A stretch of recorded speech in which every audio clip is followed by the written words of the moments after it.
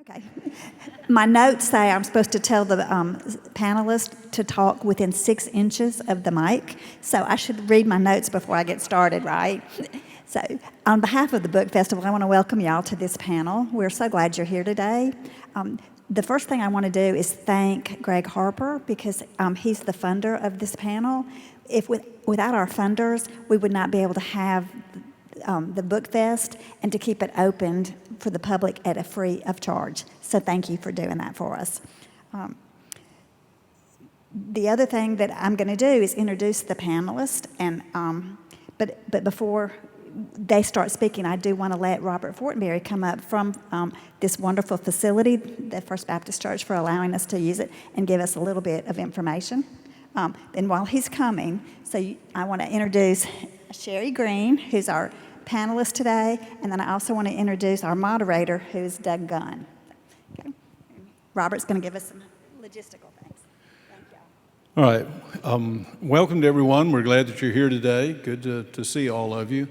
We do want you to feel welcome in our facility here. In order to make you feel welcome, there's a couple things that we have done. Of course, we've opened the facility for this event, and we're really glad to be a part of this. I do remember, this would have been around 2018, one of our church members mentioned to me about the book festival. Now, somehow, even though I'm a native Jacksonian, I was not aware of this. And I remember thinking, ooh, that's something we should be a part of. Took a while for that to get into gear, but here we are, last year and this year. And it just really makes us happy to be a part of this. Such a good thing for our community, good thing for our state. And we're glad to be a part of it and want you to feel welcome to our part of it. A couple things we've done in order to make you feel welcome here. You notice some people with lanyards on the way in. Those folks are here to welcome you. You probably met a number of them on the way in. And they are here in case you have any kind of need that occurs while you're here. Feel free to call on them. They'd be happy to direct you to places in the building, some other assistance you may need. The other thing we need to do to make you feel welcome is to tell you where the restrooms are, just in case you need that. You can go out these doors here, or you can go here and come around. There are ground floor restrooms here, and then you go down the hall toward the chapel. There are also restrooms there, as well as a room for nursing mothers or other special needs. We've designated a place for that as well. Want you to know that we're glad you're here. Any other way we can help you, feel free to let us know that. We do want to say thanks to Greg Harper for sponsoring this, and I want to say a personal word of thanks to Sherye and Doug for being agreeing to be a part of this today as well. And I really look forward to hearing what they're going to say now. So without any further ado, I'll turn over to them.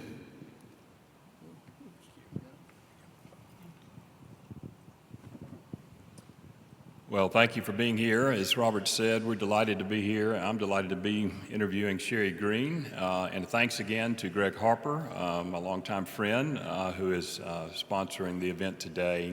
He and his wife, Sydney. Thanks very much to y'all for doing that. Sherye, we've got a lot to talk about, so we better get going. Let's just start by getting a little background information about you. Our former pastor here, Frank Pollard, said I wasn't born in Mississippi, but I got here as quick as I could, and the same might be said of you. You were born in Kentucky, right? I was at Fort Knox while my dad was in the Army there, and then moved here at age 2. Age 2, all right. And you went to Jackson Prep, I believe? I did. And then on to college at Mississippi State, right. And something pretty impressive happened while you were there. You were named Miss Mississippi. I was. That was a very magical year. That was 1979. It was 46 years ago, which is a very long time, as I usually tell people in the dark ages. But Cheryl Pruitt had won. She won Miss Mississippi, and I was her second alternate. And then she went on to win Miss America, and I had that opportunity to stand in her stead, and I really felt like that was my second year back. I had given everything I could, and I didn't think going back a third time was going to make a difference, and I really wanted to be Miss Mississippi, and she really wanted to be Miss America, so it was a great year for both of us. It was. That's awesome. Now, did you come to Jackson right after college? I did. I graduated the summer of '81, and about 3 weeks later walked down the aisle to marry my husband, Mark. And so, yes, we lived here 4 months and then moved to Natchez for his job. Okay, that's The exactly time. where I was going. You're married to Mark, who many of us know. And tell us, children, grandchildren? We have 2 children, a son, Mark, who was born in Natchez while we were there, and then a daughter, Lauren. And Mark and his family live in the Memphis area and have 4 of our grandchildren, 3 little boys and a girl, and then our daughter, Lauren, and her family have our other 2 fellas and a little girl due in December. So we'll have, hopefully by Christmas, we'll have 7 grands. Which they are the best. The grandchildren are the best, for sure. I agree. As far as your career goes, I think it's fascinating. You've kind of done at least 2 different things in a major way before your writing career really has taken off. Let's talk about that very briefly. You were in the business world coming out of college, and tell us what you did there. I was a marketing major at State. In fact, Mark and I both were. My dad's is now retired, but is a pediatric dentist, and I had worked for him growing up, and my initial college plan was to be a zoology major and then come back here and go to dental hygiene school. Well, I didn't do very well in botany. I never even got to chemistry. Mark was 2 years older, and he was a marketing major, and I thought, well, wouldn't that be romantic to go to class with your boyfriend?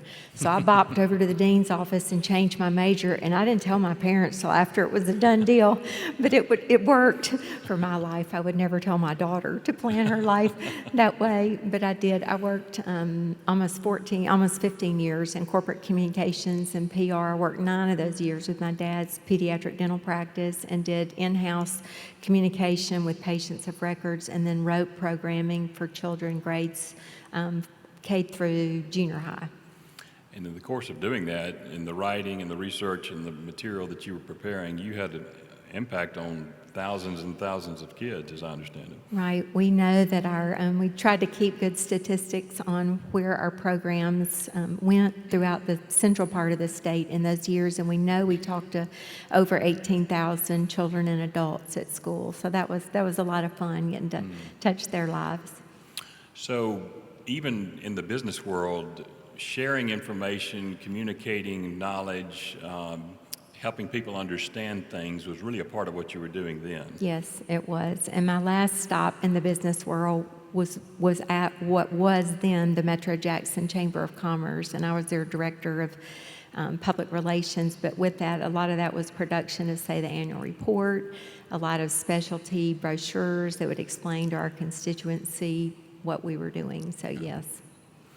So after your time in the business world, you did a pivot. You went back to school. And what degree did you get? I did. What I did was I pursued alternate route certification to get into the classroom. And I entered the classroom door, as I said, through the back door in 1996 and went back to Jackson Prep. That was my alma mater, and taught there till 2014. 2 of those years I was a junior high guidance counselor, and I knew very quickly, I think about an hour into that job, I was going to have to go for counseling if I didn't get out of counseling. But the door to the classroom didn't open up, and so I had to stay there. And then I was at Hines Community College 2 years and then finished up at Madison Ridgeland Academy. But during those years at Prep, I went back in '06 and to Mississippi College and got a Master of Social Science degree. That was a non-thesis degree, and it was in history and criminal justice. I have no experience in the field, but I'm a law and order junkie, and that is fascinating to me. So I taught that on the college level.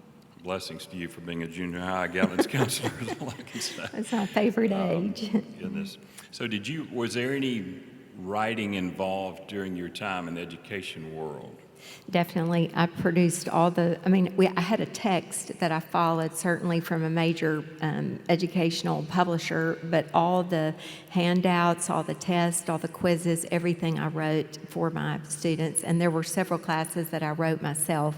I wrote 2 senior high classes. During grad school, I took terrorism, which is the most fascinating topic I've ever studied.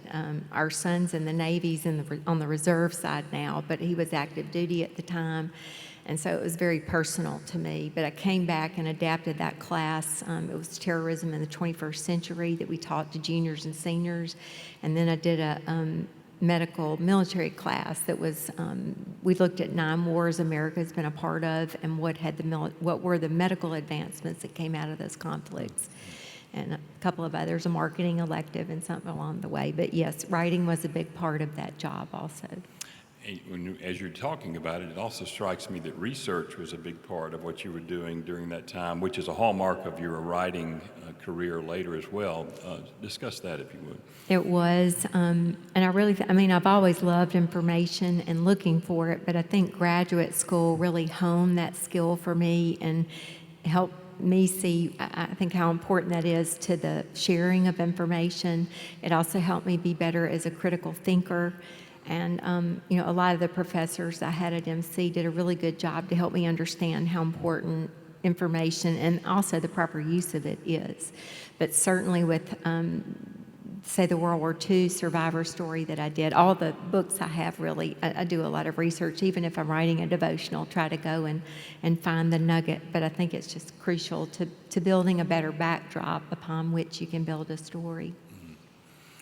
So you had a business career, you had an education career, you retired, you said, from education 2014? 2018. 2018, okay. Yeah. And now you're in what could be described as maybe a third career Right. of some serious writing, and you've been very active in that field. We'll talk more about it in just a second. When did your writing begin, and what type of writing was it? Over the years, probably in the 90s, I did a lot of magazine articles. I've written over the years for Mississippi Christian Living magazine and also Our South magazine, and then for various, I guess, organs of or periodicals of groups that I'd been a part of. But in 2003, while I was teaching at Prep, this lady, Abby Richardson, that's the main character of my novel series, came to me. It wasn't like do. I didn't hear anything, but she just came to my mind and took up residence, and she would not leave. And so it's now 22 years later. In this fall, the third novel, which will be the last in that series, will be released. And so I'll put them on the shelf. But it was a whole cast of characters. Also, a friend and I, Martha Stockstill, we love to read, and she's been a great writing mentor for me. But we would go to bookstores and see things and think, I could write that. So I think part of it was a dare to myself to see if I could do that. I don't know that fiction is my strong suit, but nonfiction to me is easier. But it was a lot of fun just making stuff up. And I've read somewhere where you have had over 170 articles, poems, different written material published through the years. And so you've gradually built up, not writing the full-length books to begin with, but starting with articles and just kind of building off of that, it sounds like. It's been a lot of fun. I think one of the most intriguing projects I was involved with was in trying to think.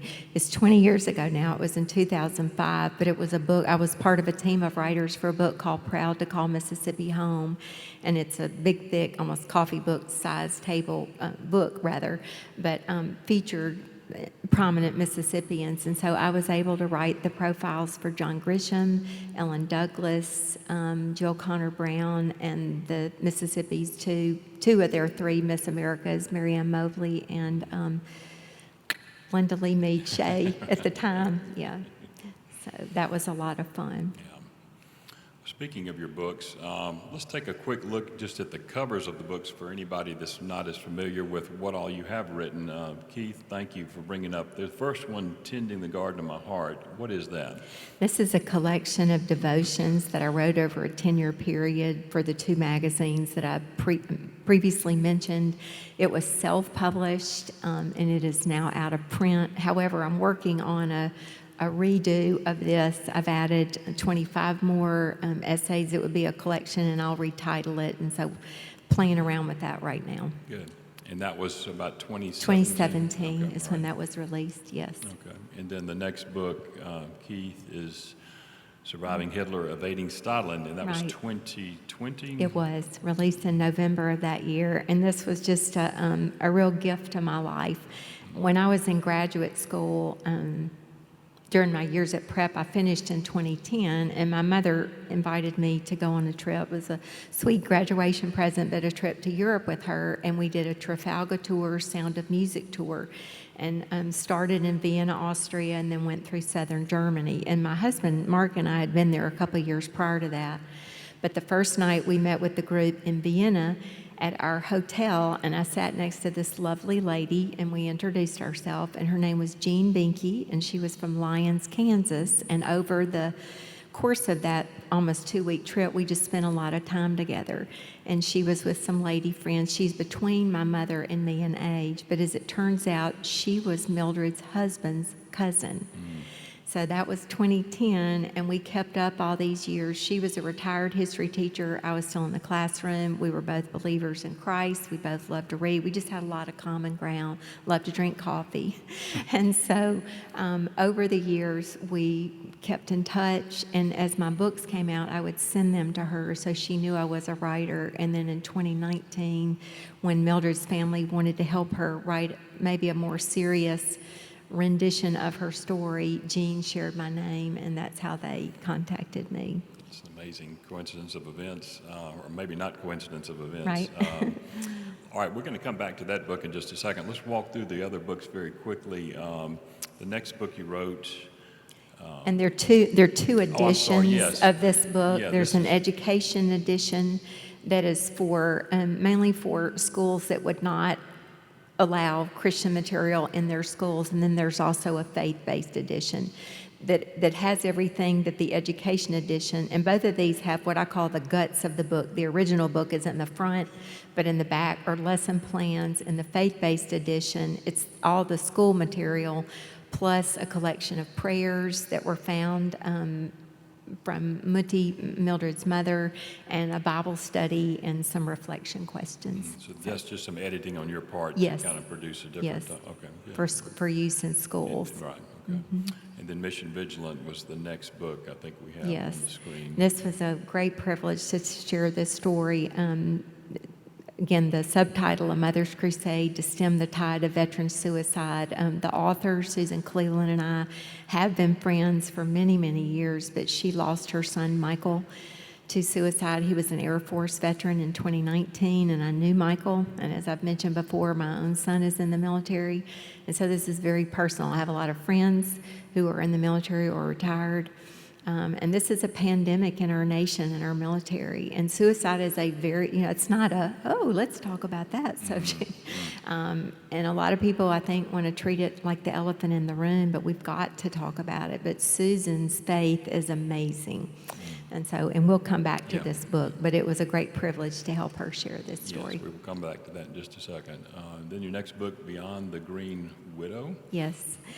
Consequences of the Piney Woods Creek Murders of 1921. This is the true story of my husband Mark's great uncle and his cousin Juanita's grandfather, Juanita Green Hollinghead, who I was privileged to help with this book. But Jake Green, her grandfather, was a special agent with the Treasury Department during Prohibition. The Treasury Department ran all the enforcement of the Volstead Act, which was sort of the legal enforcement arm of Prohibition.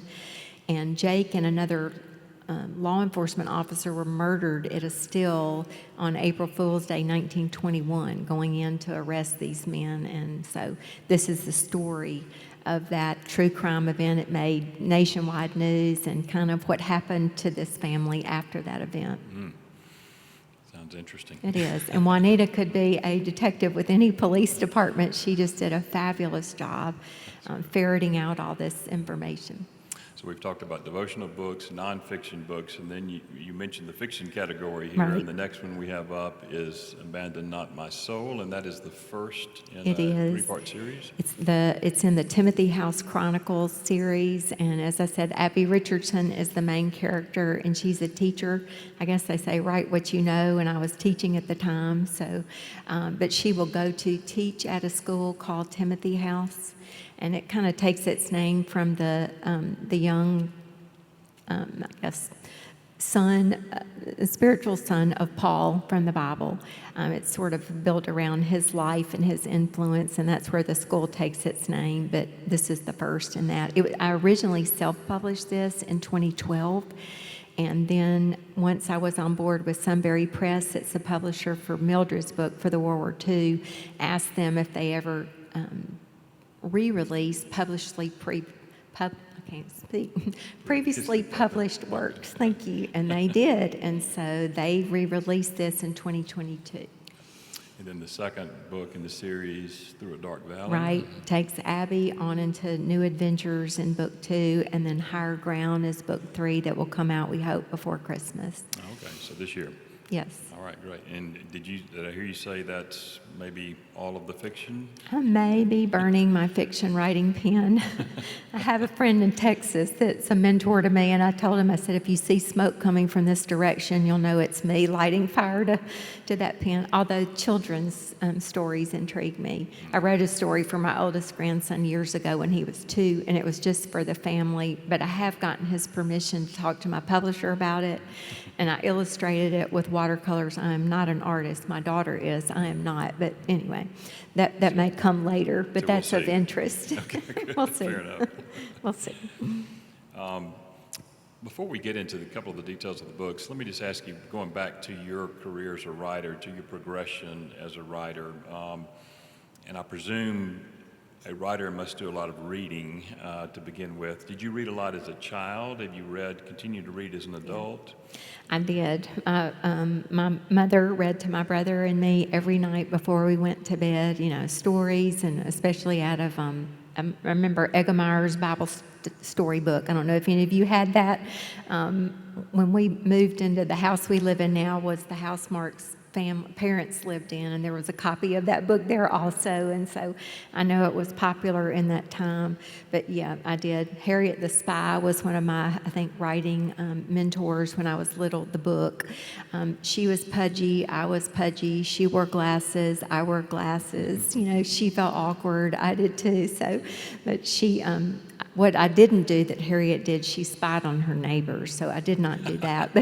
But she wrote in all capital letters, and then I think Joe from Little Women, and then I do love reading as an adult. Although if I do it at night before I go to bed, I can probably only get a paragraph or two, and then I'm out. I'm out.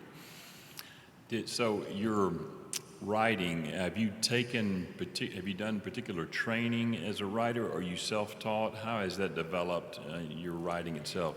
I would say largely I am self-taught, and then just experiential from work experience in the past. I have taken several short story classes from John Floyd that were wonderful, and a novel writing class also through the Millsaps Enrichment series years ago, and those were very helpful.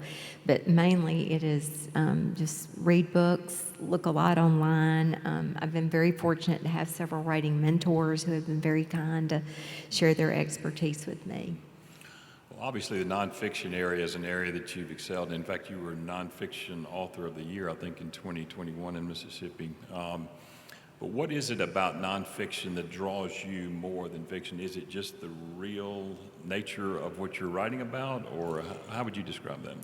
I think so. And also those 3 nonfiction books that I've done, my agent uses the term collaborator. That is someone that comes alongside someone that has a good idea but may not themselves be a writer, and just it's been a real joy to help others tell their stories. And there are so many wonderful stories. I mean, you don't need me to tell you there is so much negative news in this world, and we need good, positive stories. And so I think a lot of that, to find those maybe that are hidden, that are true. Even say like with Susan Cleland's book, In the Midst of Suicide, but to find a nugget of truth and of hope and bring that out is a lot of fun. And then also I think the research is very fascinating to me there.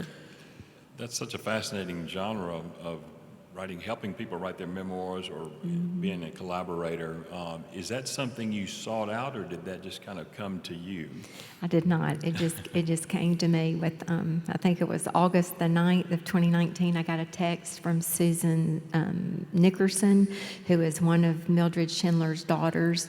and said that Jean, the cousin, had shared my name, and would I entertain a conversation with them? And I mean, immediately I was like, yes. And so I'd never done that before, but have several friends who have written memoir that helped me through that process. But that book, and especially Mildred's friendship, her faith is amazing. And as a Christian, that's just been a great blessing in my life. So in reading those books, Sherye, I'm reading it, and it's written in first person. Obviously, you are helping to craft the language. That story is being told by the person. What are the challenges in writing a point of view type of book when you're not actually the person telling the story, but you're helping to craft the story? I have to be sure to speak. I did a lot of praying, like, oh, Lord, please help me hear, help me see this on the written page. But you have to use their vocabulary. We also did very careful editing with Mildred's story. I would write 5 chapters at a time and then put them in one document that I called a bundle, and then I would send those electronically to Mildred and her daughters, and they would read them. And invariably within 2 or 3 days, I'd get an email or a phone call. That was a blue dress, not a red dress, or Mother wouldn't use that word. They weren't bad words, but this wasn't a word that she would have used, and so we would tweak things like that. I also did a lot to study. When I met Mildred on October 10th of 2019 and spent 4 days on ground in Ellsworth, Kansas, where she lives. And we did, I think, 4.5 hours of interviews with her. And then I think it was a total of 11 hours of interviews with other people, with her included, but was able to study her speech patterns. And then there was another taped interview that had been done of her years ago that I just watched and watched and watched to get her speech patterns and how she would say things, that kind of thing. Just a real study. You have to become that character in some respects in order to tell that story. Yes. You've touched on it several times, and we're sitting here in First Baptist Church, the sanctuary, and so faith is obviously an element of both Mildred's story and Susan's story, and your books generally, the devotional book, and obviously that faith originates with your own faith and what you believe. But how long have you been a Christian? I'm trying to think. I'm 66, 52 years. 50. So I think that's right. 1973, right before my 14th birthday. And it was actually, I grew up in a local Episcopal church in Jackson, but I was actually at a youth crusade that First Baptist Jackson sponsored. And it was the Friday night of that crusade. And I only didn't realize or find out till recently the date of that. Larry Black, that had been our former music minister whom I sang under for many years, helped me determine that date. And so that was fun to kind of mark that spiritual birthday for myself. I think it's April 23rd. So both my children, I know the date when they accepted Christ, but I just didn't have that in my own life. So. And I presume it's just been smooth sailing ever since, no problems Oh, at all. right, no problems whatsoever. No. I think that's one of the biggest farces of the Christian life is that, you accept the Lord and you live happily ever after. You do not. You do not. But He is always with you. We almost lost our son in 1993, I think it was. Mark was 9. And he and my husband were at a deer camp with some other men and little boys, and won't go into the long story, but he was knocked off a trailer, a utility trailer that was loaded, we know, with about 1,400 pounds of feed. They were working on food plots, and knocked Mark down, face down, and the trailer ran over him. And I know if he'd landed on his back, it probably would have killed him. But God taught us through that God, even though He doesn't always take trouble out of your way, He always makes a way through it. And so, sure, life has been up and down, but mostly good. And, I'm a half glass full girl. You can always, there's plenty to moan and groan about, but I think life gets better day by day. So you could relate in some real ways to some of the challenges that both Mildred and Susan have faced in different sorts of ways, of course, but Yes. That is the Christian walk, that is the Christian life. There are challenges, and we have to have trust and faith in the Lord, no matter what sometimes. Right. So how would you say your faith informs your writing? I think sometimes you say, are you a Christian writer or a writer who is also a Christian? And I think maybe, I'm both. I do believe that God is looking for children of His, regardless of their vocation, to stand up for Him in this world and hold up I call it the light in the darkness, or our candle in the darkness. I may not can change this world, but I hopefully can impact my little corner of it where I live. And I'm not going to do that by putting that light under a bushel. And so for me, that is through the written word. I don't want my writing, nonfiction or fiction, to be preachy. For me personally, I don't like that when others speak to me that way. And I hope, there are those writings in the New Testament where Paul talks about the fragrance of Christ.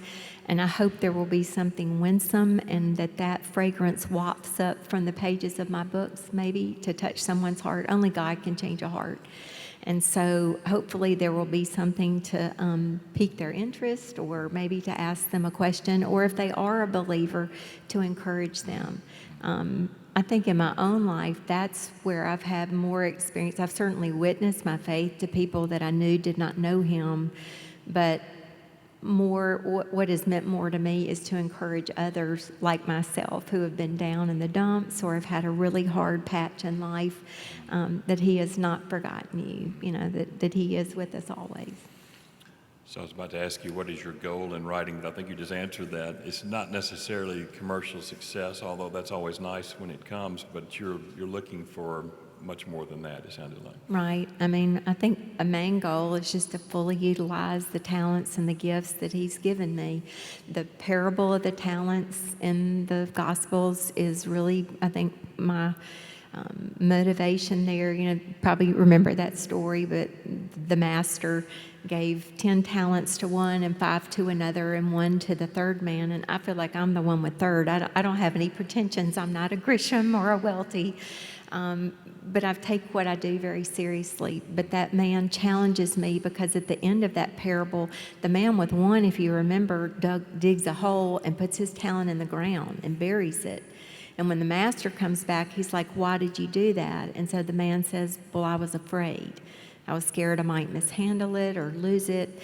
And long ago I decided I don't want to turn around and be 40, 50, 60, or 70 and thought I didn't do X, Y, Z because I was afraid. I'd rather fall flat on my face for the Lord's sake and just see what He does. Also in terms of, I would think every writer, regardless of where you are on your faith journey, but there's that siren song of the world. Who wouldn't want to be on the New York Times bestseller list? Will that happen to me? I don't wake up waiting for that every day. That would be fabulous if it did. I certainly want to be financially viable as a writer. I'd love to know that my books have sold thousands of copies, but I can't control that. I cannot control that. I can't control how many people like me on social media, but I can control how hard I work, and I can control the level of excellence that I give to my work. And so that, for me, is where I've chosen to focus. And almost 10 years ago, I was at a writers' conference in Black Mountain, North Carolina, and had some quiet time there. But one of the directives I felt like the Lord gave me that week was just to give my very best and then leave the rest up to Him. And that's been very freeing for me, because I don't have to carry that water. It's not up to me. And so just give my best. And for me, there's just so much joy in the process of writing. And that may be the blessing that comes, and that's great. I'm not trying to start a ministry for me. At the stage I am in life, we're married, we have children and grandchildren, and I have home responsibilities that are my priorities, second only to God, but just to be faithful to the gift He's given me.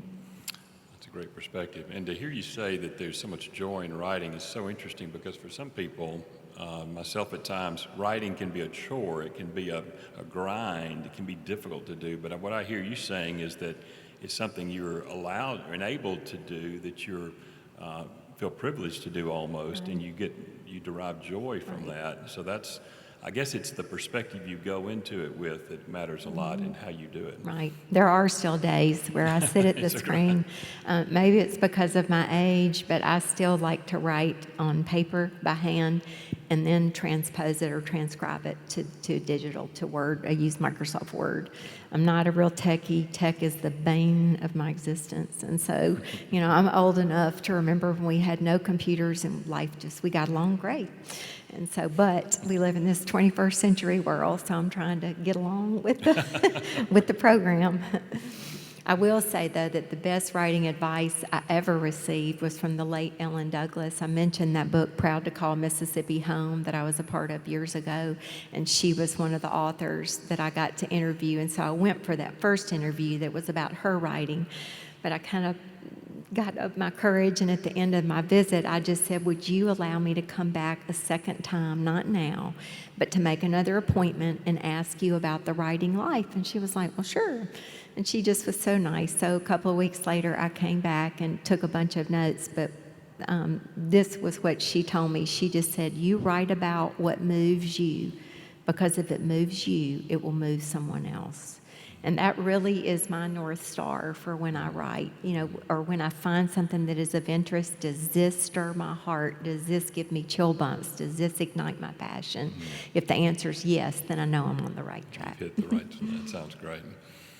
Let's jump into a couple of your books for just a few minutes before we run out of time here, and Surviving Hitler, Evading Stalin.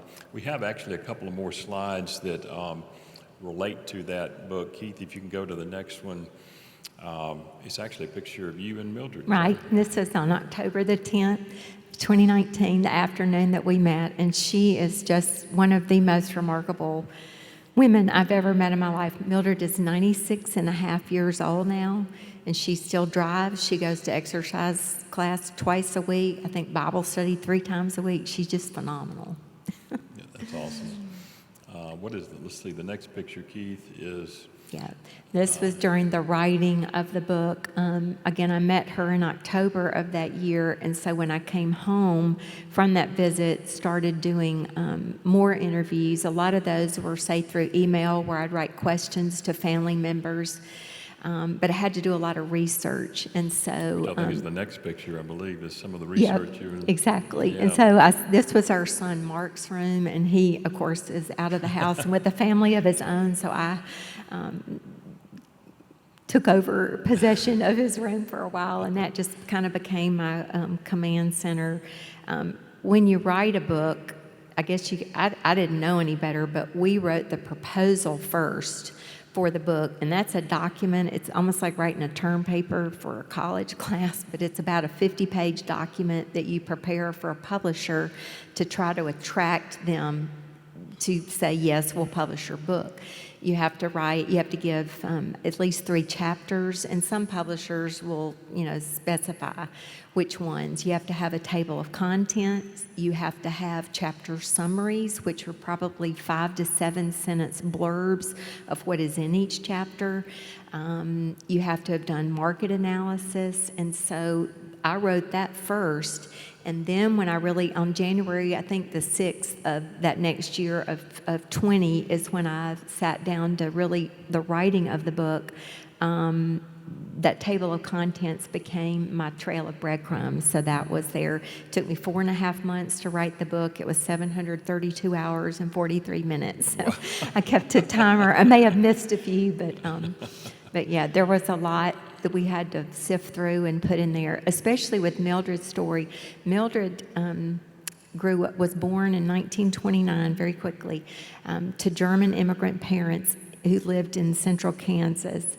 And so within 6 months of her birth, her father was written to by his father back in Germany, saying that the mother had died and he needed Fritz, Mildred's father, to come back and help him run the family farm. So Fritz and Anna, Mildred's mother, who was also known as Mutti, did that and packed up their baby girl and sailed home for Germany. And so that's the only life that Mildred remembered. And then by the time World War II comes, a brother had been born. But on February the 1st of 1945, as the Russians are moving westward through Poland into Germany, they knock down the door of the Schindler farm. And that will propel this family on an odyssey that leads them on a journey none of them could have imagined. But in the midst of that, they will find Mildred's American birth certificate. You know, we live in an age where if you have a passport, you know, and if you've ever traveled overseas, you probably never let that document leave your body. It's in a case, or you have a pocket sewn into your garment, or in a locked safe. But the world was just a much smaller place. But once she finds that, that will open up many doors for her. There's so many parts of this book I would love to take apart, but we're going to run out of time if we do. But I want to ask you about a few things in particular. On page 43, I'm reading along. You're talking about the Red Army coming into Mildred's area, and they kind of invaded her little village, invaded their home. And then you write a sentence that says, "The presence of these unwelcome strangers ruined our days like dark, ugly ink stains splattered across a freshly laundered white shirt." So great imagery there. We see exactly what it felt like. And my question to you is that something Mildred would have said, or is that you as an author taking her sentiments and her feelings and putting them into literary language? That was me channeling Mildred. And so, yes. It's so powerful. I mean, it's a great image, but you're having to listen to her and take her thoughts and sentiments and then just put it in language that you can convey to the reader what she's experienced. Right. And I think too, also being a former history teacher, it was very important to me that the reader understand the larger historical backdrop of her story. When I first met the Schindler family, I mean the Jansen family, Schindler was her maiden name, she had written about a 4,100 word accounts, probably 5 type pages of all these different occurrences that happened to her from her birth to, coming back to America and starting her own family, but there was nothing historical in them. And so what I did that really helped me is I created a timeline of World War II. I mean, you can get them that are book length. I didn't go into that much detail, but I did just the cursory highlights of the war, and then did a timeline of the events of Mildred's life. And then where those two timelines intersected, then that's when I enlarged the story, or where I enlarged the story and did research, as I felt it would really just enliven some things about her life. It's a beautiful blend of her story mixed in with the world events that are happening around her. I want to ask you to read, because this really grabbed me as well, on page 50. The Russian army is coming in, they're kind of taking over, and her mother, who pronounce that for us, Mutti.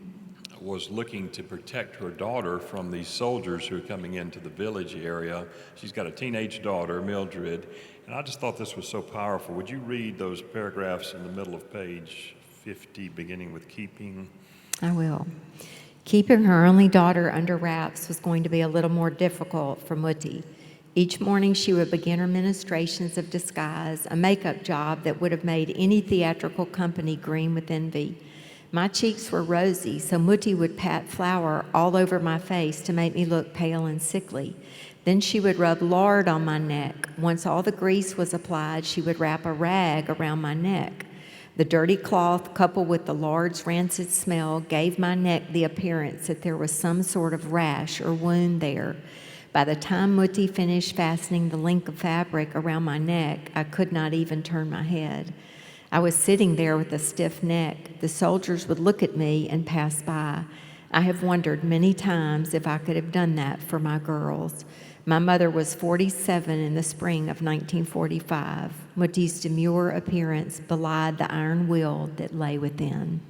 So not only was Mildred a remarkable woman, but her mother was a remarkable person. And I think in many ways, Mutti, her mother, was the real heroine of this story, because she did do everything possible. That's just an amazing story. To save her children. Yes. Horst was Mildred's younger brother. So, yes. And then finally, one passage that really capsulized, I think, the spiritual emphasis that Mildred brought to the book on page 149. Would you mind reading the last two paragraphs on that page? Yes. And this is in a chapter where Mildred is about to give her life to Christ, and this has happened after she has come to America. As I mulled over the catastrophic events I had endured throughout the past 3 years of my life, I had no doubt in my mind that God had intervened in my life and in that of my parents and my brother, time and time again. Over and over, God made a way where none existed. I had lived through too much to believe that the reason Mutti, Horst, and I were still alive was due to chance or random circumstance. I had witnessed God connect too many of the dots in my life. There was no other explanation but God. I learned a great deal about God while growing up in our evangelical Lutheran church in Rodock. However, no one had ever explained to me the fact that God wanted a relationship with me, that He had expressly designed me and every other human being to have a close relationship with Him, and that entering into that relationship was as easy as falling off a log. All you had to do was ask. So powerful. Again, a beautiful blending of her faith story with her life story. Well, let's shift to another book that you've written recently, Mission Vigilant, which is, I think I've heard you say, is one of the harder things you've had to do, at least in terms of writing. And I will tell you, as I was reading it, the first couple of chapters, first couple of pages, literally take your breath away as a mother is watching some, I think, Madison County Sheriff's Department people come up to her door, Yes. knock on the door and tell her the unfortunate news about her son. So tell us a little bit about how that book came to be and what your role was in writing. Susan, again, and I have been friends for many years, and I knew Michael, and so after his death, I want to say maybe the next summer, Susan approached me about that, and I don't think we really started on it till 2021, and it was released in August of 2023. As I said, I love her and I love her story, and she is one of the most remarkable people of faith I've ever met. Her faith is so strong. I've been pregnant 2 times in my life. I have 2 living children. I've never lost a child. I cannot even imagine. And suicide is different than any other manner of death because that person has made a choice with their will to end their own life, which is also, has to be mind-boggling. But Susan's faith in the Lord and her ability to tell her story and to use her pain to bring hope to other people. As I've told her many times, you could have just stayed in the bed and pulled the covers up or sat in the corner and never said a word, never opened your mouth. But she didn't. I've also had, I don't know that I would have gone through with it, but I did go through a very dark time years and years ago where I changed jobs and I felt like I had failed my family. And maybe to a lot of people that was like, well, big whoop, getting a new job. But it was devastating for me. And I had some very dark thoughts during that time. And I'm very thankful that I never did anything about it. But I feel like in my soul, I have been to that abyss, to the edge, and looked over. When I try to think about suicide, I think of it in my mind as if like you wake up in the night to go to the bathroom and you get out of the bed and it's dark, but instead of turning into the doorway to your bathroom, you turn into your walk-in closet. And if you can't get yourself out of there or find the door or find the light switch, then that's when, trouble comes if you take that to the next level. But we were not preachy in the book. Susan, again, has a just amazing faith in the Lord, but just basically, this is my truth, and we hope that it would bring hope to you. And so that's what we hope it will to others that read it. And the book describes this problem as a pandemic. In fact, references at least back in 2012 when I think these military suicides peaked, there was roughly 22 a day, almost one an hour. Yes. Which is an incredible statistic I did not realize. Yes. And Susan and her husband Eric have started a foundation. It's called Mission Vigilant for the 22. Her son's name was Michael Vinson, and so we wanted to use his initials, and that's how we just did a bunch of word study until we came up with Mission Vigilant. We also wanted something with a military bearing. But they have a wonderful foundation that they sponsor in Mississippi. In fact, they're about to have a big event in Madison County. You could find it on Facebook or social media, Mission Vigilant for the 22. It will be held next Saturday up at Lake Caroline. But they do a ruck, a military sort of like a fitness walk or event. And then it's a full day with a family event to raise money. But they provide dollars for counseling for active duty veterans and first responders that may not have the funds for themselves. And none of us are designed to strap on life by ourselves. We think we are. And I think, again, not being a man, this is only supposition, but I think especially we've told males in our American society that it's macho or don't ask for help. That's, to me, the strongest man in the room is the one that stands up and says, I cannot do this on my own. But counseling definitely does help change lives, and so they're doing that in Michael's honor. So you approach this book by kind of moving it into 4 different sections. You have Susan's journey really to kind of start the whole book and help us understand where she's coming from, and then you go into the question of why there are so many military suicides. Exactly. And address the bigger picture, I guess, from there. Right. And then how did you continue with the book from there? The third part was sort of, it's called, I love it, it's called Sparkles of Joy. Susan, like I do, except hers I think is more elaborate, keeps a prayer journal, and so that was one of the first things we did. I had several years of prayer journals in her handwriting that I had to transcribe. I think that took about 2 months to put all that into a digital format, but some of the words for some of the parts like that were taken from her journal. But that's about her starting to put her feet on the floor of her life again and starting to find ways. I think she started counseling herself and got a personal counselor. And then part 4 was the formation of Mission Vigilant, the organization, and forming the board of directors for that and reaching out to others. And then I think one of the most important things for Susan and me in that book also was that there is a very robust resource section in the back of the book.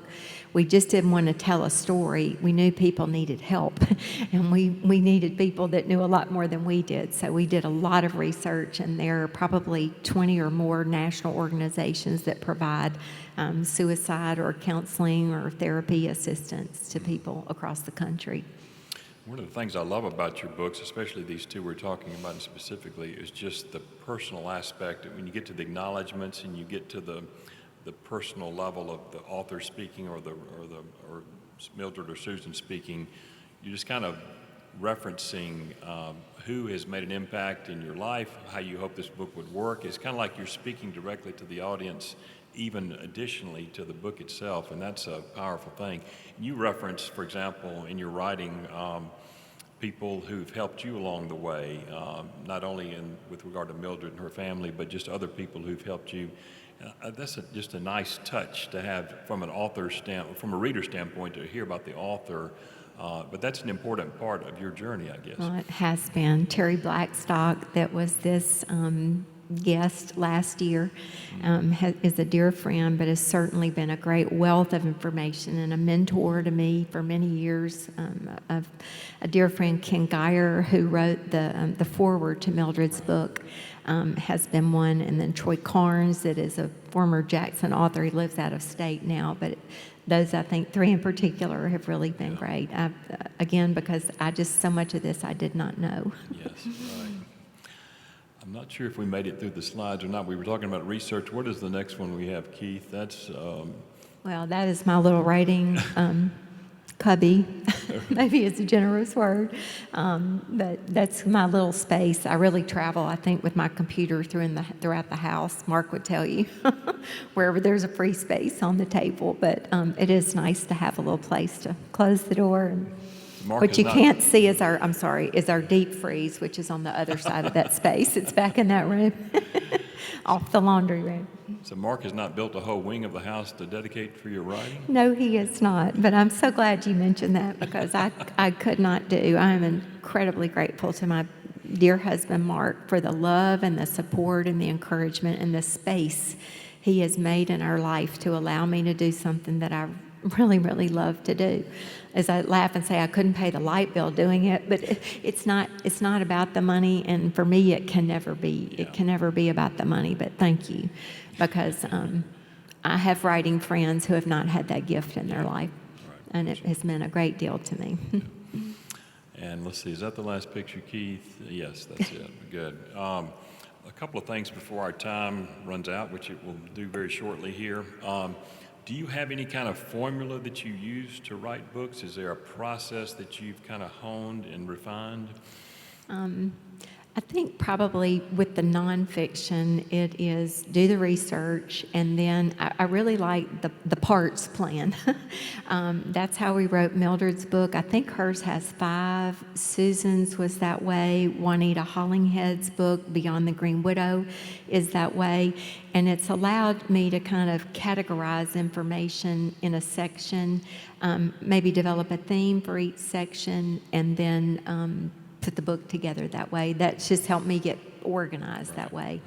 I don't really do that way with the novels, although I do have a progression. I will sit and write out chapters and just a blurb about each one, and I keep that as a handwritten copy. And then, like with the novel, I think there were two chapters I deleted. We've been in a last edit with the publisher, and then added to. So you have to keep those numbers moving. I want to be sure and get to 2 questions before we wrap up. What advice would you give for aspiring writers, particularly young people who may be listening, but just anyone who has an itch to write or feels a call to write? What would you tell them? I would say go for it. Don't give up. I just think if God has put a dream on your heart, He will find a way to help you open that door. You've got to believe in yourself.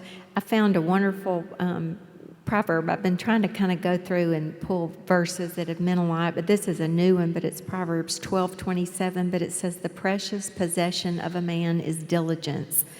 And I love that. And you have to be diligent. You have to be thick-skinned. You're going to hear no a lot in your writing life if you're serious about what you do. That was the reason why I self-published my novel the first time in 2012, because I heard no so many times, and I thought, but this is a really good little story. And I'm willing to put my money where my mouth is, and so I did. And also, I just believe that there's power in story. Also, if you're an aspiring writer, reach out to writers. We love to talk about what we do, and none of us got where we are. I mean, I'm not really anywhere, but I'm just saying I would not be where I am or even have had the opportunity to share this with you today without the largesse and the graciousness of many people much bigger in their world than I am. And so reach out to them, because I have just found that, people love to help, I think, and reach out. And also remember that season in their lives. Daddy, you taught me a lesson a long time ago that, there's always somebody out there bigger, more money, bigger diamond on their hand, bigger house, whatever it is, but then always someone stands behind you and says, I wish I could be so-and-so. That's awesome. Yep. All right, Sherye, what can we expect in the future from author Sherye Green? Well, hopefully by Christmas you'll have the 3rd novel, Higher Ground is the title, and Lemuria will certainly carry that. My work is also on Amazon. Our publisher is Sunbury Press. I'm also working on a Christmas devotional book. It's just kind of in a rough draft based on devotionals I've written for Our South magazine over the years. And then I'm also working, as I said, on a revamp of Tending the Garden of My Heart. And then maybe some children's stories in the future. We'll see. That's intriguing to me. So you definitely intend to keep writing. Yes, I do. Well, that's good news for all of us. And Just want to thank you for taking the time today to share with us your story and the background, your faith story, as well as your literary story and just your life story. And as I understand it, you will be out on the lawn with Right. some books, perhaps? 12:15 at the book signing tent, yes, Okay, for a great. signing. So if you would like to drop by and see Sherye there and have her sign a book or just talk with her further about any of her writing, she is available to do that for at least a period of time today. But would you join me in thanking Sherye Green for her time here today? Thank you, Doug. Thank you. Thank you. We are dismissed. Thank